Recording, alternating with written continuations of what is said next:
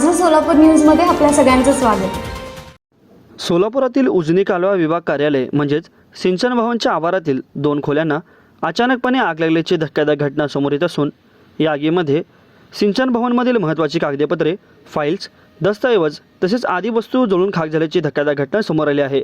ही घटना आज सकाळी 11:30 वाजण्याच्या सुमारास घडली असून या घटनेची माहिती मिळताच होडगी रोडजवळ असलेल्या अग्निशमन दलाच्या गाड्या पोहोचल्या व त्या अग्निशमन जवानांनी या आगीवर नियंत्रण मिळवण्यात आले। मात्र अगोदरच या आगीमध्ये दस्तऐवज व महत्त्वाची कागदपत्रे जळून खाक झाले। या घटनेची माहिती मिळताच संबंधित पोलीस अधिकारी तसेच पोलीस पथक घटनास्थळी दाखल झाले व त्यांनी पंचनामा करून घेतला। आगीचे कारण अद्याप समजले नसून अधिक तपास सुरू आहे। माझं सोलापूर न्यूज या यूट्यूब चॅनलला सबस्क्राईब करा आणि बेल आयकॉन प्रेस करायला विसरू नका।